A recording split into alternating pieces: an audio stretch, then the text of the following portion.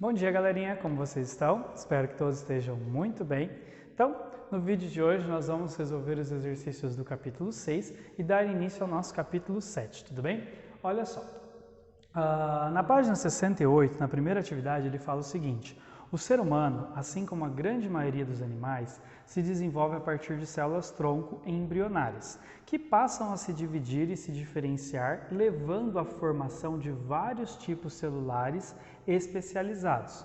Com base no que você estudou sobre os tecidos do corpo humano, pode-se afirmar que as células especializadas de cada tecido apresentam diferenças em relação aos seus componentes?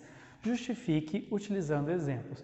Então, olha só, as células elas vão ter formatos diferenciados de acordo com a sua função, porque são células especializadas. Por exemplo, as hemácias elas vão ter formato bicôncavo, que é quando ela é côncava dos dois lados, e elas são anucleadas para conseguir transportar melhor o oxigênio. O espermatozoide ele vai possuir um flagelo para locomoção, e ele vai ter muitas mitocôndrias para ter energia para conseguir fazer essa locomoção. Os neurônios, eles são células estreladas, para eles terem mais extremidades de comunicação com outras células. Células musculares são alongadas e elas possuem muitas estrias para facilitar as contrações musculares. Então, para cada tipo de célula, para cada tipo de tecido, ela vai ter uma especialização. Tudo bem? No exercício, na atividade 2 da página 69, tem dois exercícios. O primeiro exercício diz o seguinte: o que aconteceria com uma célula que fosse se dividir por mitose em duas células novas e seu material genético distribuído nos cromossomos não sofresse a duplicação no início do processo? Quais as possíveis consequências para as células filhas? Essa questão aqui ela apresenta um erro conceitual, porque a divisão do material genético não é no início da mitose, ela é na intérfase. Tudo bem? Vamos lá, que consequências traria isso? Se não tivesse a duplicação antes, as células filhas elas teriam só metade da quantidade dos cromossomos, do material genético. Então, se uma célula possui 46 cromossomos, ela passaria a ter apenas 23 cromossomos, as células filhas. Tendo metade do material genético, isso se torna inviável. Por quê? A informação genética vai ser prejudicada com isso. Então, caso essa duplicação não ocorra, essa célula possivelmente vai ser descartada, ela vai ser destruída, porque o seu material genético estando inviável, essa célula se torna inviável. Tudo bem? No segundo exercício, da página 70, ele diz o seguinte: o câncer é definido como um processo patológico em que ocorre a divisão descontrolada e desorganizada de células por meio de alterações do metabolismo celular.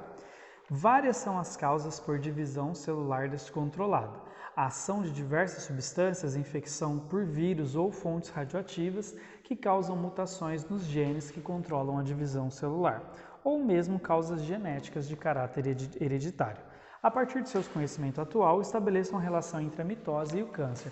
Então ele falou o seguinte: ele falou que a mitose ela é um processo de divisão celular e o câncer é um processo de divisão descontrolada.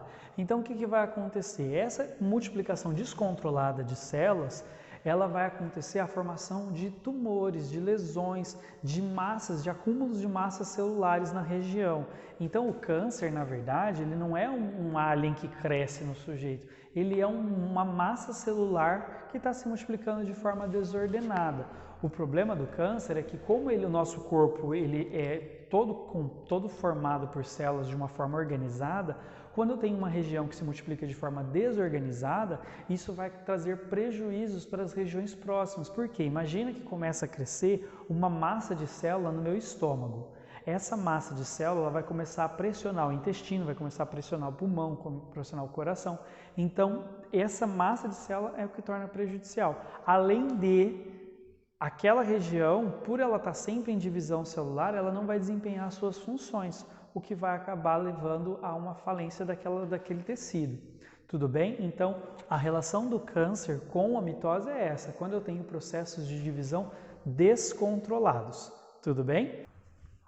Já na atividade 3 da página 71, ele diz o seguinte: lesões, no primeiro exercício, lesões mais graves nos músculos esqueléticos, aqueles que movimentam os ossos, estimulam as células-tronco da linhagem muscular a aumentar em número, fundir-se as fibras musculares e cederem seus núcleos às células musculares, que já são multinucleadas. Essas novas células vêm em auxílio, mas não regeneram o tecido lesionado.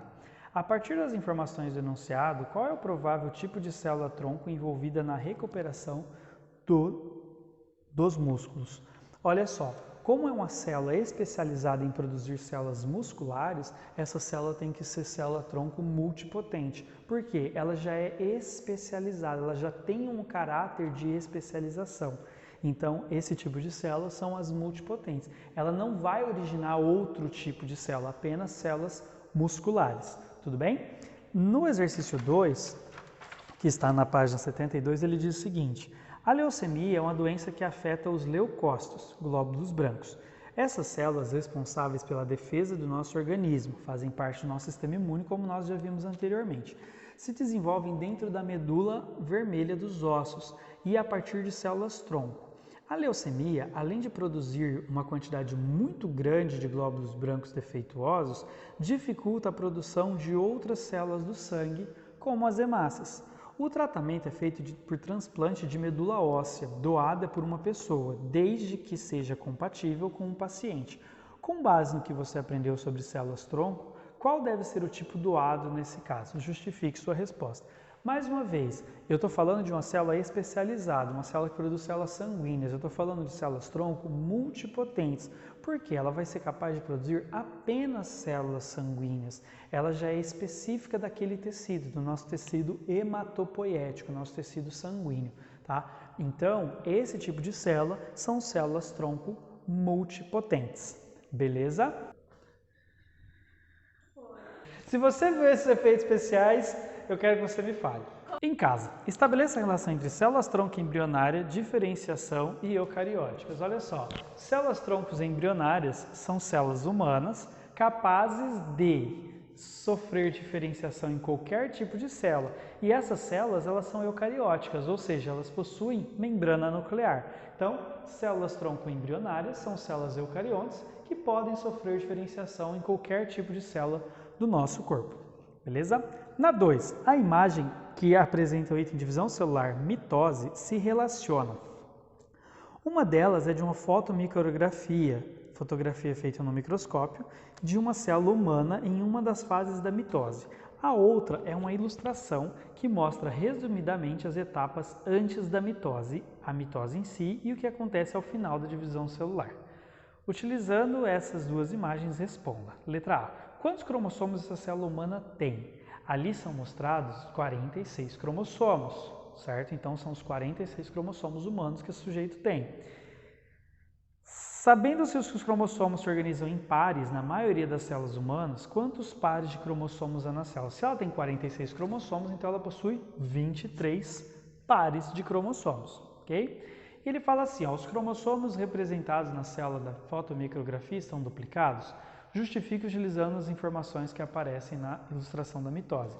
Sim, eles estão duplicados. Por que eu posso afirmar isso? Porque se foi mostrado durante a mitose, esses cromossomos necessariamente estão duplicados.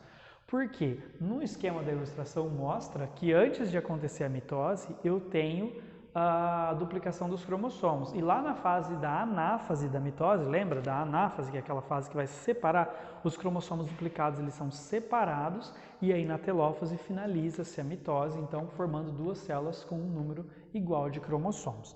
Tá? Então, sim, na ilustração mostra que eles estão duplicados. E no exercício 2, ele mostra uma árvore fazendo uma analogia à modificação que as células-tronco vão sofrendo ao longo da vida. Então, olha só. Células-tronco embrionária podem ser totipotente, pluripotente, multipotente, dependendo de sua capacidade de diferenciação.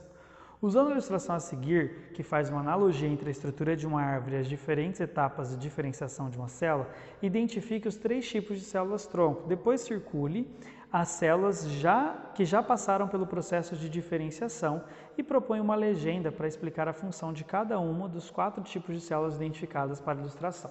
Então, olha só, as células que estão na copa dessa árvore já são células diferenciadas, são células que já passaram pelo processo de diferenciação e elas já têm uma função específica, elas já são modificadas para adaptar a função do tecido.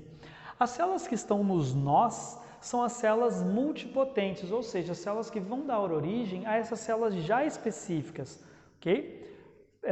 As células que estão aqui embaixo são as minhas células tronco pluripotentes, que vão dar origem às diversas células multipotentes existentes. Elas ainda são lá no período pós-embrionário, ele ainda está no período gestacional aqui, tá? E as células da base do meu tronco são as minhas células totipotentes, são as células que dão origem a qualquer tipo de célula, elas ainda não sofreram nenhum tipo de modificação. Tudo bem? No rumo ao ensino médio, da página 73, nós temos o seguinte. Primeira questão, Federal de Goiás, leia o texto a seguir. No Brasil atualmente existe a Rede Brasil Cor, que congrega brancos públicos de cordão umbilical e placentário em todo o país, sendo um aliado importante na luta contra doenças hematológicas como a leucemia. Para o tratamento dessa doença, é necessário o transplante de medula óssea.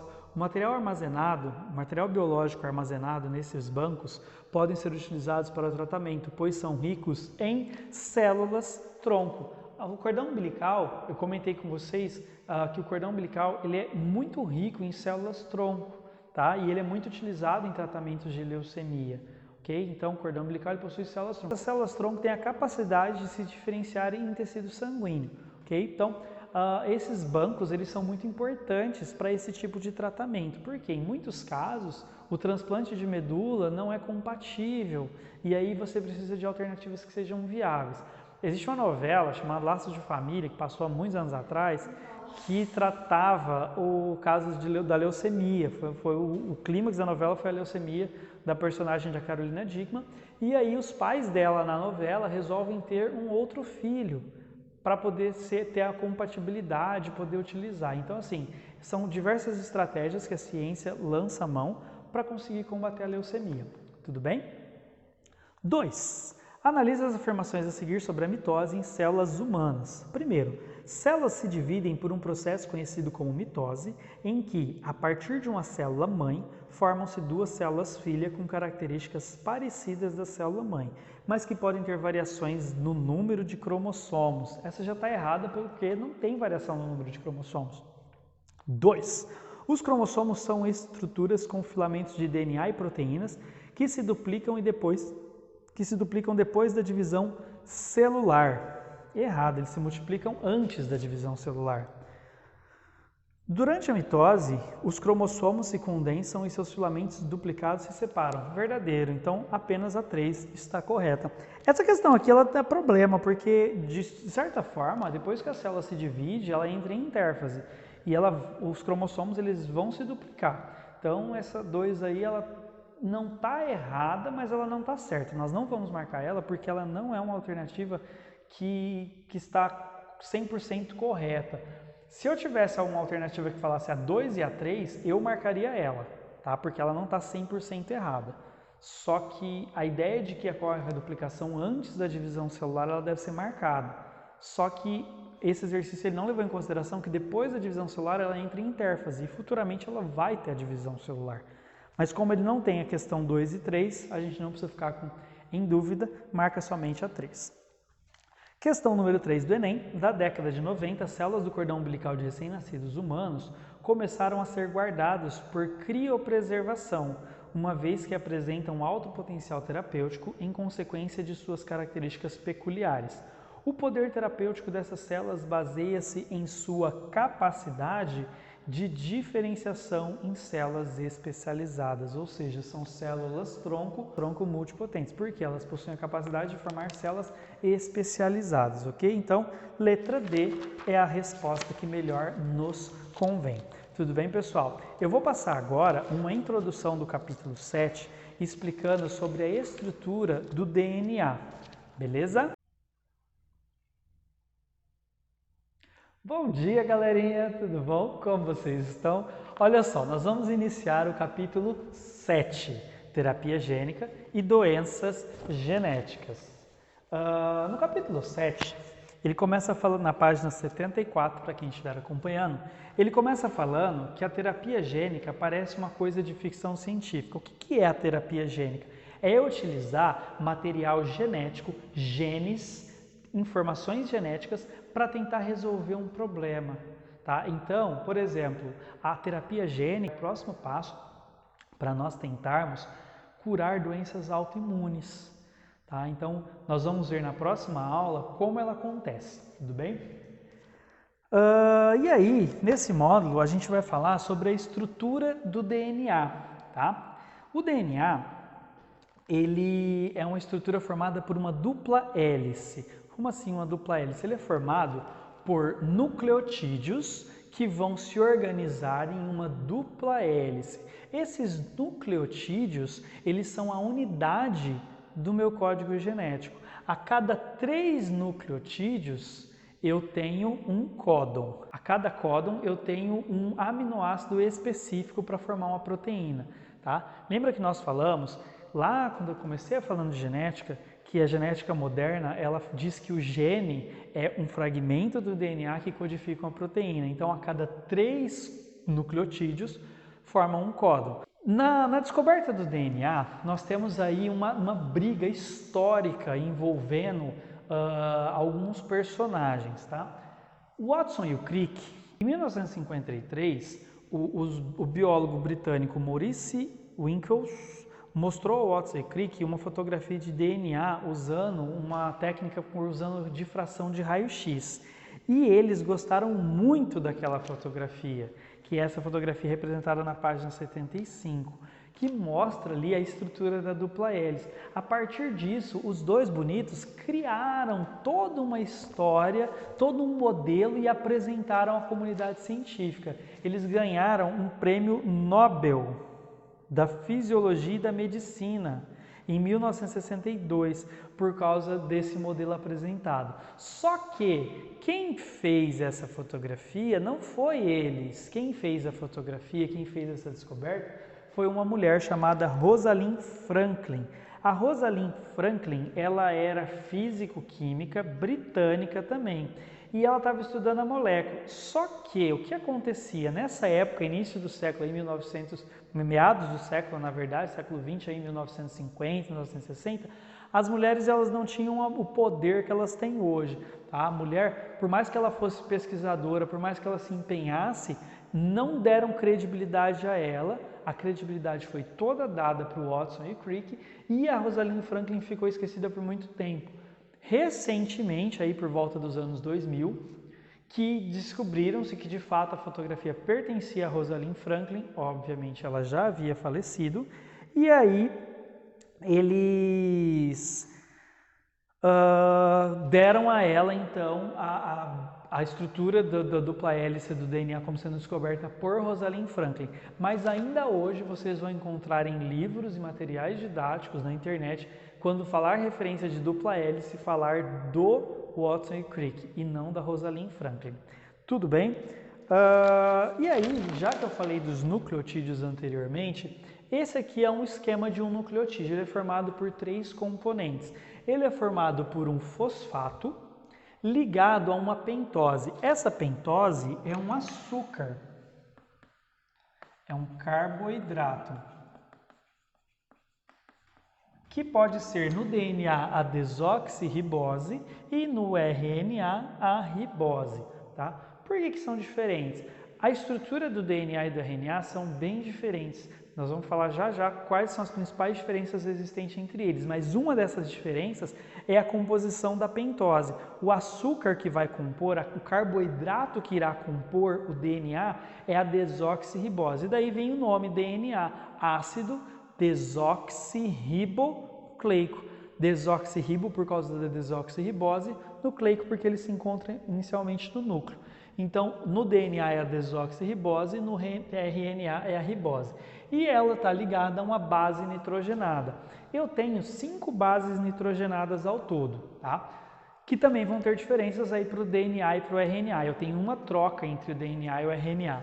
No DNA, eu tenho a adenina, timina, citosina e a guanina, a ATCG. No RNA, eu substituo a timina pela uracila. Então, eu vou ter adenina, uracila, citosina, guanina. Tá? Então, essa vai ser a minha diferença existente. Só uma curiosidade para vocês, a minha primeira prova de biologia que eu fiz no ensino médio era esse conteúdo e eu tirei 0. Tenho trauma disso até hoje. Então estuda! História de superação, vocês podem ver também. Olha só, eu superei e hoje eu sei. Você também pode. Olha só, e elas têm uma ordem de ligação, ok? A adenina se liga com a timina e a citosina se liga com a guanina. Elas são chamadas de bases complementares. Por que elas se ligam? São reações químicas que acontecem nessas ligações. Essas ligações químicas, elas têm afinidades entre si. Ai, professor, como que eu vou guardar isso? Eu sempre guardo que o Carlos Gonçalves adora tereré. Então, eu guardo assim. Ou então que quando eu viajo, eu vou até Campo Grande. Mas você pode guardar do jeito que você quiser, você pode memorizar da forma que você quiser. Carlos Gonçalves adora tortuguita, também é bom. Fica a dica, tá? Então, para mim, é mais fácil gravar assim, mas você pode gravar de como você preferir. Olha só, vamos resolver aqui essas bases complementares para a gente entender melhor como fica. Olha só. Como que eu vou fazer as minhas fitas complementares? Ó, no meu DNA, eu tenho que lembrar que no DNA eu tenho adenina, timina, citosina e guanina. Qual que é o complementar do A? Lembra? Carlos Gonçalves adora tortuguita. Então, A vai ser, o complementar vai ser o T. Qual vai ser o complementar do T? O A. Complementar do T, o A. Complementar do C? G, C, G, T. Então essa aqui seria a minha fita complementar. Lembrando que o DNA ele é formado por uma dupla hélice, por uma fita dupla. Então por isso eu tenho as duas fitas aqui. Então aqui está a minha fita 1 e a outra fita 2, beleza?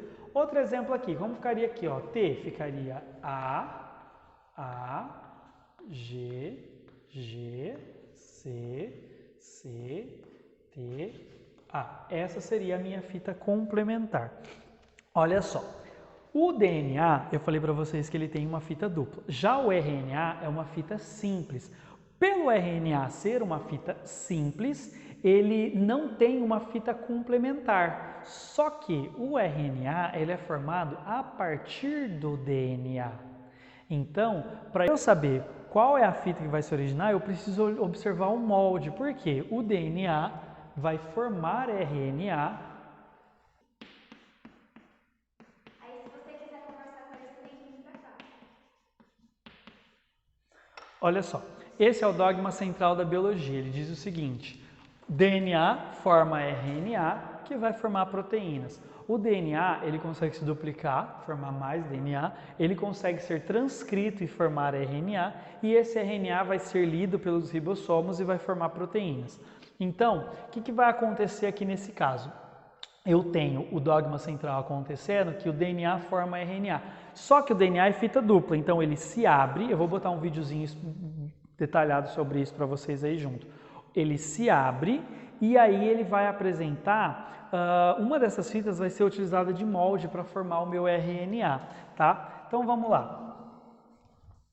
O A se liga com T, não, com U.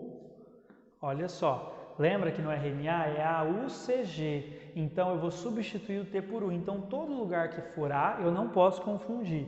T, professor, você falou que não tem T, mas aqui, ó, essa fita aqui, nós precisamos lembrar que ela é do DNA. Essa fita formada aqui, que é do RNA. Então, o T se ligaria naturalmente com o A. O T com o A. O C com o G com o C, e assim sucessivamente, ó, C com G, T com A, o A, uracila, U, A, G, tá? Essa fita formada aqui, ó, é de RNA, ela vai se separar e vai lá para o RNA para formar a proteína. Tudo bem, pessoal? Isso é a minha questão de bases nitrogenadas, a forma como elas se ligam, a forma complementar. Na apostilinha de vocês, na página 76, ele mostra como isso está organizado no DNA, tá? Elas estão alinhadas, só que elas vão sofrer uma torção, formando uma dupla hélice espiralizada. Parece uma escada de corda torcida, tá? Então, esse é o modelo que a gente utiliza para o nosso DNA. Eu vou passar para vocês agora quais são as principais diferenças existentes entre o DNA e o RNA. Vem comigo! Então, para a gente finalizar, as diferenças entre o DNA e o RNA. O DNA, o nome dele é ácido desoxirribonucleico. Na verdade, DNA está em inglês, é desoxyribonucleic acid. Tá? Em português seria ADN, mas a gente utiliza o nome DNA mesmo, ok? O RNA é ácido ribonucleico. Esse nome ele tem uma ligação direta com a pentose, ou seja, com o carboidrato, com o açúcar que vai compor essa molécula. No caso do DNA é a desoxirribose e no caso do RNA é a ribose, tá? Daí vem a diferença dos nomes. O DNA ele possui uma forma de dupla hélice, é o que eu falei. Então é uma fita dupla, só que ela é entrelaçada, ela é espiralizada, parece uma escada. A gente fala que é um modelo de escada de cordas torcido. Então ele vai formar uma dupla hélice. Já o RNA possui filamento único, ok? As bases nitrogenadas que estão presentes no DNA é a adenina, timina, citosina e guanina. Já as bases nitrogenadas presentes no RNA é a adenina, a uracila, a citosina e a guanina. Beleza, pessoal? Olha só, para essa semana então, nós ficamos com essa parte do conteúdo. Na semana que vem eu vou falar sobre terapia gênica e vou falar sobre algumas mutações genéticas que podem acontecer nos indivíduos. Certo? Um grande abraço e até a próxima!